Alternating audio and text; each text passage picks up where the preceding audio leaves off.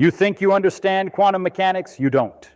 And here's the thing that's going to bother you. I don't either. Nobody does. Not your physics professor, not the people who build quantum computers, not me. We can use it, sure.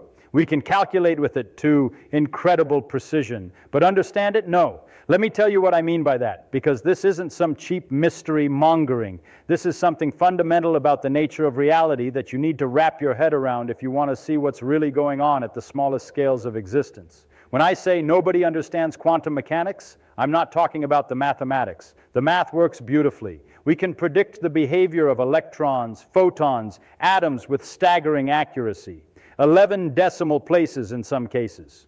The equations let us build lasers, transistors, MRI machines, all the technology that runs your modern world. So clearly we know how to use quantum mechanics. But using something and understanding it are completely different things. Here's what I'm getting at. In your everyday life, you have intuitions about how things work. You throw a ball, it follows a predictable arc. You push a chair, it moves. Objects have definite positions and velocities. Cause comes before effect. Things are either here or there, not both. These intuitions were built by millions of years of evolution dealing with rocks and trees and predators, objects you could see and touch. Those intuitions are completely, utterly useless at the quantum scale. Worse than useless. They actively mislead you. They make you ask the wrong questions, expect the wrong answers, and feel confused when reality refuses to cooperate with your expectations. Let me show you what I'm talking about. Take an electron. Simple question. Where is it right now? You want to give me a location, coordinates, an address? That's your intuition talking. But quantum mechanics says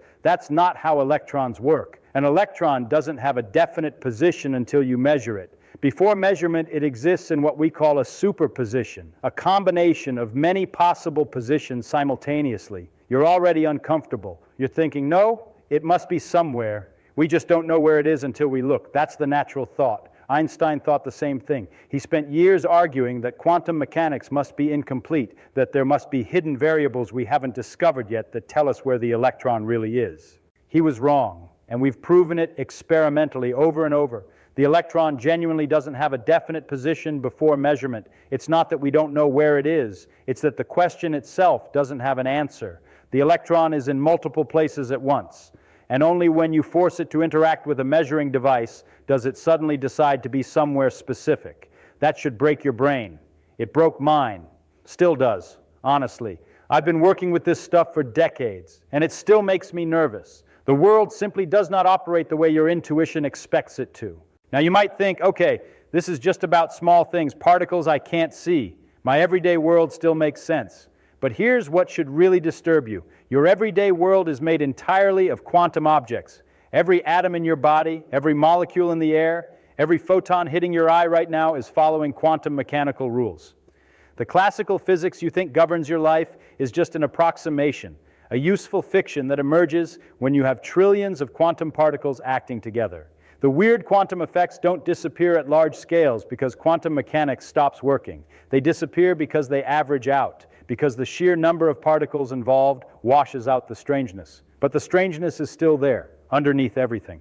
So when I tell you nobody understands quantum mechanics, what I mean is this. We have equations that work. We have procedures for calculation that give us the right answers. We can build technology based on quantum principles, but we do not have an intuitive grasp of what's actually happening. We cannot visualize it. We cannot map it onto familiar concepts from everyday experience. Particles behave in ways that are fundamentally unlike anything you've ever seen. They're not little balls. They're not waves in a medium. They're not anything you have words for or mental pictures of. They just are what they are, following rules that seem absurd from the perspective of common sense, but match experimental reality perfectly. And the deeper you dig, the stranger it gets. I'm going to show you exactly how strange in a moment, starting with an experiment so simple a child could understand the setup, but so bizarre in its implications that it's haunted physicists for over a century. But first, you need to understand what happens when we actually try to watch a quantum particle doing its thing. Let me show you what happens when we try to catch a quantum particle in the act. Take an electron, fire it at two slits in a barrier. Behind the barrier, put a detector screen. Simple setup. Now, if electrons are particles, little bullets, you'd expect them to go through one slit or the other and hit the screen in two clumps, one behind each slit. That's not what happens. Fire enough electrons, one at a time, and the screen shows an interference pattern, alternating bands of light and dark, exactly like what you get when waves pass through two slits and interfere with each other. Water waves do this, sound waves do this, but electrons, each electron goes through as a single particle. You can turn the intensity down so low that only one electron is in the apparatus at any given time. There's nothing for it to interfere with, and yet the pattern builds up, dot by dot, into the same interference bands. The only way this makes sense is if each individual electron somehow goes through both slits simultaneously. It interferes with itself. The electron exists in a superposition of going through the left slit and going through the right slit at the same time, and those two possibilities interfere like waves, creating the pattern. Now you're thinking, that's impossible. The electron must go through one slit. We just don't know which one. Fine, let's check. Put a detector at each slit. Watch which slit the electron actually goes through. You do this, and something absolutely baffling happens. The interference pattern vanishes completely. Gone. Instead, you get two clumps on the screen, exactly what you'd expect if electrons were normal particles going through one slit or the other. The act of measuring which slit the electron goes through destroys the interference pattern. Stop and think about what this means. When you're not watching, the electron behaves like it goes through both slits. When you are watching, it goes through one. The electron's behavior changes depending on whether you're measuring it. This isn't a technical limitation. This isn't about clumsy equipment disturbing the electron. We've done this experiment with every refinement you can imagine. In 2025, physicists at MIT did the most stripped-down version possible, using individual atoms as slits and single photons of light. Same result. The more information you extract about which path the particle takes, the more the interference pattern disappears. It's as if the electron knows it's being watched. Obviously, it doesn't know anything. It's an electron. But the mathematics forces this interpretation. The electron genuinely exists in a superposition of both paths until you measure it. The measurement forces it to choose. Before that, it's taking both paths simultaneously, and those paths interfere. You cannot visualize this. I've tried for decades. There's no picture in your head that corresponds to an electron going through two places at once. Your brain evolved to track animals and throw rocks, not to comprehend quantum superposition, but the equations don't care about your comfort. They describe what happens with perfect accuracy. Fire an electron, don't measure which slit it goes through, you get interference. Measure which slit, interference disappears, every single time. Now here's where it gets worse. You might think maybe the electron splits somehow, half goes through each slit and they recombine. No! When the electron hits the screen, it always arrives as a single point, a single detection event. It never splits. It's always one electron. Or you might think maybe there's some hidden signal passing between the slits, coordinating the electron's behavior. No. You can separate the slits by enormous distances, fire electrons one at a time, and you still get the interference pattern. There's no signal, no communication. Each electron somehow interferes with itself across space. The wave-particle duality isn't a metaphor. It's not that electrons are sometimes waves and sometimes particles. They're neither and both. They behave according to quantum mechanical rules that don't map onto classical concepts at all. When I say electrons behave like waves, I'm giving you the wrong impression.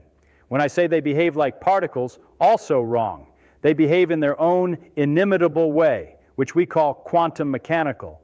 They do things no wave or particle in your everyday experience does. And this isn't limited to electrons. Fire individual photons through the double slit. Same result. Fire entire atoms. Same result. Fire molecules made of thousands of atoms. Same result. The quantum behavior persists. The universe operates according to principles that are fundamentally alien to your intuitions. You can accept this, learn the mathematics, make predictions, build technology, or you can keep insisting it must make sense in familiar terms and stay confused forever.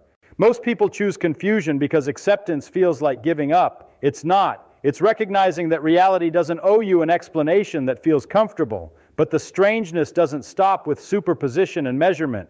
There's something even more disturbing lurking in quantum mechanics, something that troubled Einstein so deeply he spent the last decades of his life trying to prove it couldn't be real. Entanglement. Quantum entanglement.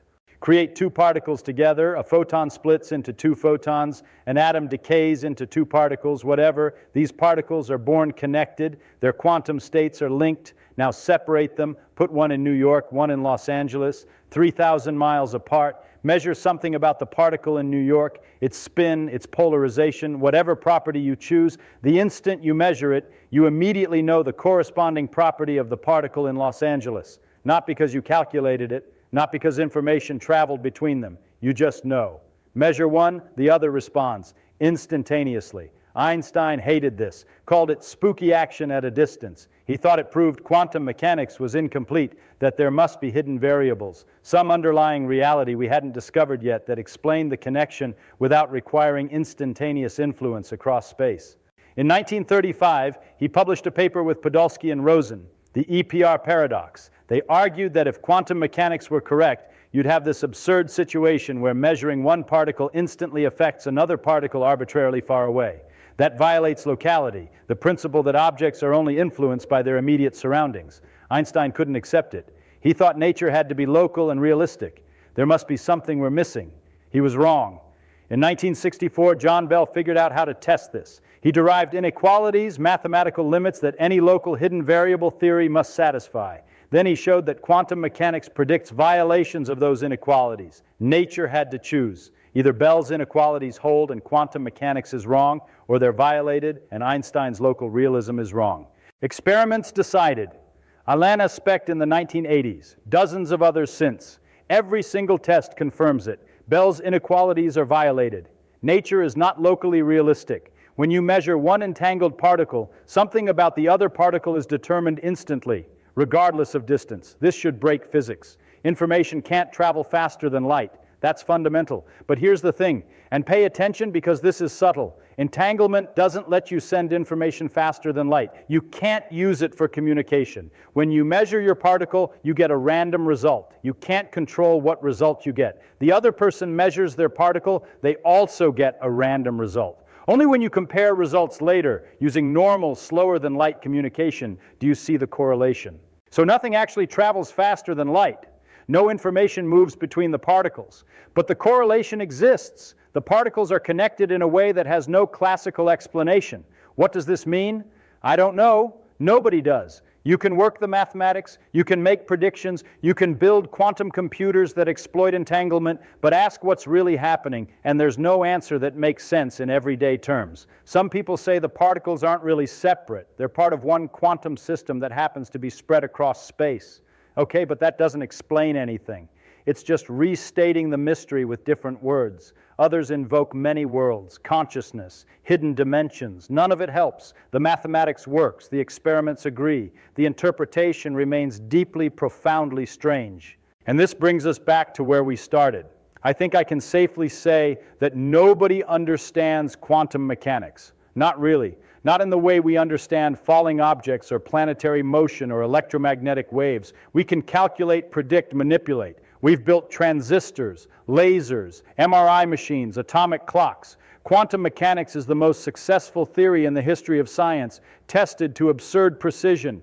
But understanding, genuine comprehension of what's actually happening, no. My students don't understand it. That's because I don't understand it. Nobody does. We've learned to use quantum mechanics, learned to trust the equations, even when they lead to conclusions that seem impossible. But that's not the same as understanding. You can follow the rules without grasping why the rules are what they are. The behavior of things on a very tiny scale is simply different, not sort of different, not a little weird. Fundamentally, completely different from anything you've experienced. Your intuition, built from macroscopic objects moving at slow speeds, is utterly useless at the quantum level. You have to abandon it. Accept that particles behave in ways that have no classical analog. They exist in superposition. They interfere with themselves. They're entangled across arbitrary distances. That's what they do. Asking why they do it, asking for some deeper explanation that makes it feel normal, that's asking the wrong question. There is no deeper explanation. This is the bottom level. This is how nature works. Quantum mechanics describes nature as absurd from the point of view of common sense, and yet it fully agrees with experiment. So accept nature as she is. Absurd, strange, fundamentally alien to your everyday experience, but real, tested, undeniable. That's quantum mechanics, not comfort, truth. So the next time someone tells you they understand quantum mechanics, they're either lying or they don't know what understanding means. I've spent my entire career with this stuff, won the Nobel Prize for quantum electrodynamics, and I still get nervous when I think about what it's really saying about reality. That's not failure. That's honesty about where physics actually stands right now.